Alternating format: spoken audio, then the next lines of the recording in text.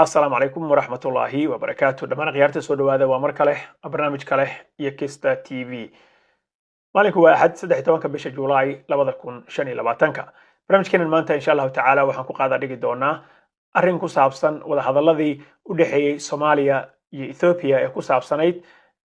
xagga u helitaanka marinbadeed ee Ethiopia ka hesho badda Soomaaliya oo burburay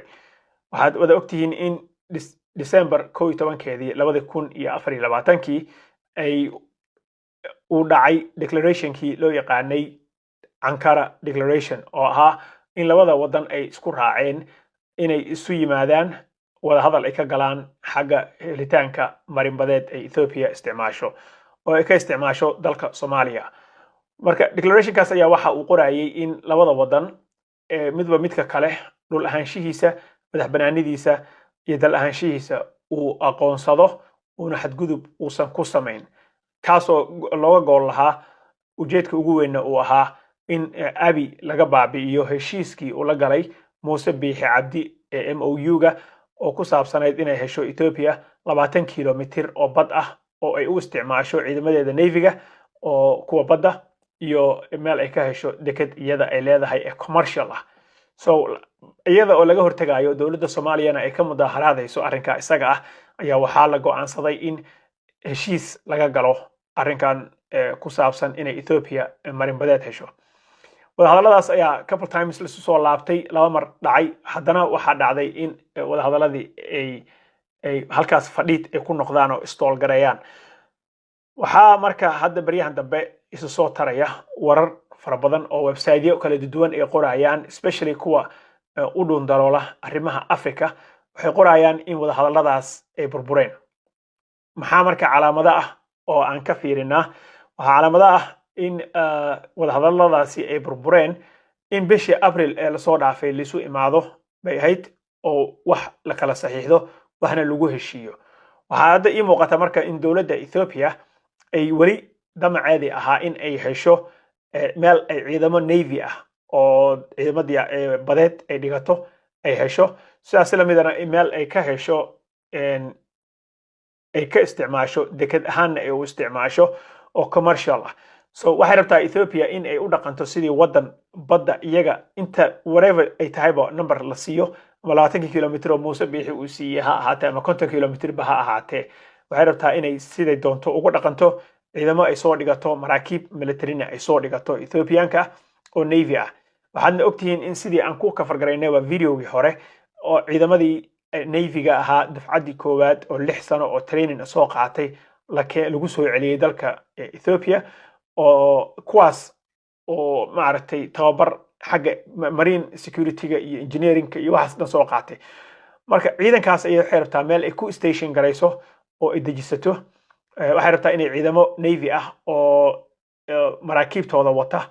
ay oo ciidamo badeed ah meel ay soo dhigato kadibna ay ka samaysato deked ay wax kala soo degto dawladda Soomaaliya marka waxa u cuntami weysay oo laqi kari laadahay in ay Ethiopianka u ogolaato meel ay ciidamo Navy ah ay dhigtaan oo ciidamo badeed ay dhigtaan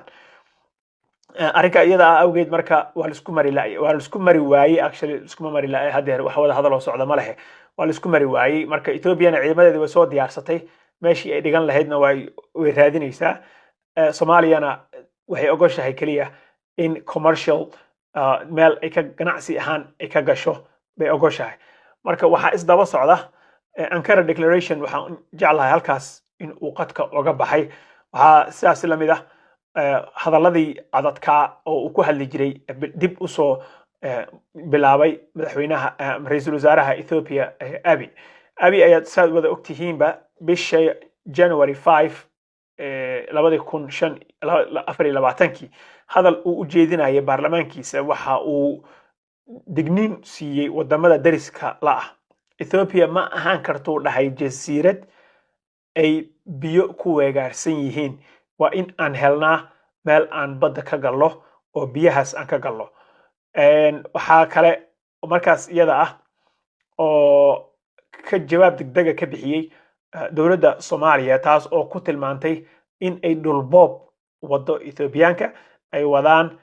sharciga internationalka ana ay jebinayaan dal daris la ana ay farigelin ku sameynayaan Soomaaliya waagaas way kacsanayd waxaana ay waagaas dacwadeeda u gudbisatay UN Security Councilka in ay soo farageliyaan arrinka iyada ah. waxaa haddaba soo baxayo in Ethiopia kadib markii ay ka soo weysay dowladda Soomaaliya marinbadeed ay u isticmaasho inay ciidamo navy keensato, waxa ay doonaysaa inay dib boorka uga jafto wadahadaladii ay la lahayd Somaliland. madaxweyne Ciro madaxweynaha Somaliland waa loo yeeray wadahadal waa asaga Addis Ababa hadeer ku sugan, wuxuu ka warwareegtay finally ugu dambeyntii waa soo gaaray Ethiopia. waxyaabahaasna waxa ay sheegayaan imaanshiyaha Ciro Ethiopia, tegitaanka madaxweyne Xasan Sheekh Maxamuud Masar iyo Al-Sisi, waxyaabaha isku toosay. Soomaaliya ayaa waxa hadda la sheegayaa in ay markii u tagtay Masar waxyaabana ay ku raacday waxyaabana ay ku raaci weysay. ha yeeshee Al-Sisi ayaa waxa uu ku soo celceliyay markii hata uu la taagnaa madaxweyne Xasan oo aan hubin inay isku siyaasadba ka yihiin xagga badda, in uusan ogolaan doonin Ethiopia in ay badda cas wax influence ah ama saameyn ah ay ku yeelato, in uusan ogolaan doonin. markuu ka soo tagayna madaxweynaha wuxuu sii aaday Ankara, Cirana wuxuu aaday Addis Ababa ayuu aaday. marka Ciro asagu waxaan jeclahay ma diidana actually in heshiiskii la dhammaystiro as long as Somaliland ay ka helayso Addis Standard iyo Addis Post iyo waxa qorayo website la dhaho All Africa. as long as Somaliland ay ka helayso wax la push gareeyo oo la riixa aqoonsigii ee adduunka ka raadinaysay, which Abiy uu ballan qaadayo in uu la riixayo isaga hata waa aqoonsanaya malaha oo UN ta waxa ka cabsanaya waa tii hata warqada UN ta waagi Soomaaliya soo qortay warqada jawaabta ay ku soo qoreen ay ku sheegeen meel aysan jirin inay ku sheegeen meel ay ku dhaheen anaga waxaan aqoonsanaynaa Somaliland. ha ahaatee laakiin in lisla riixo aqoonsi u raadinta Somaliland iyo marka Somaliland way ogoshahay in heshiiskiina la dhammaystiro, Ethiopiana ay ka caawiso aqoonsi u raadinta Somaliland. so Abiy oo maartay Ciro u yeeray, Xasan oo ka degay Masar, Turkigana ka sii aaday, howlahan isdaba socda ayaa waxa ay loo turjuntay in heshiiskii Soomaaliya iyo Ethiopia u dhaxeeyay ee ku saabsanaa helitaanka marinbadeed oo Ethiopia ay isticmaasho la isku khilaafay laguna kala tagay. waxaa kale oo hadeer la sheegayaa ama Ethiopiaanka ay ku doodayaan in ay raadinayaan qolo kale oo dhaxgasha iyaga iyo Soomaaliya, oo Soomaalida qolo kale weli lama helin baa la yiri, qolo kale oo dhexdhexaadisa Soomaalida iyo Ethiopiaanka oo buuxisa kaalinta Turkiga, maadaama Turkiga wada hadaladiisii ay burbureen. nimankan marka odayaasha ah ayaa waxa ay iska dhigaan sidoodaba inay geeska Afrika iyaga mas'uul ka yihiin, waxaana ay sheegayaan in ay ku doodayaan in haddii wada hadallada Ethiopia sida ay rabto aan loo samaynin oo wada hadalladii aan la sii dardargelinin, oo ama Somaliland ha ka helaan ama Soomaaliya weynta kale ha ka helaane, haddii aan wada hadalladii la dhammaystirin in dhowr shay ay dhici karto bay yiraahdeen. waxaa dhici kale bay yiraahdeen in ay soo noqoto burcadbadeedii sida iyagoo shaqo ku leh, in webigaas baddaas Red Sea Corridor maritaankaas uu halaabi doono. waxaa kale kulaha oo adkaan doona dadka abaarta ay saameysay ee Soomaaliya in ay ku dhacdo meel loo soo mariyo gargaarka ibn aadanimada humanitarianka in la weyn doono. so Ethiopia waxay leedahay dadkan gaajada u dhimanayo abaarta ay leynayso Soomaaliya jooga, meel wax loo soo mariyo lama heli doono haddii anaga badda aan heli weyno ama aan noqon weyno qolyaha amnigeeda ilaaliya oo ka ilaaliya. sidaas lamida waxay ku goodinayaan in tallaabooyinka dheeraadka oo laga qaaday xagga dalka gudihiisa oo ku saabsan xagga amniga na dib ay u noqon doonaan, sida iyaga oo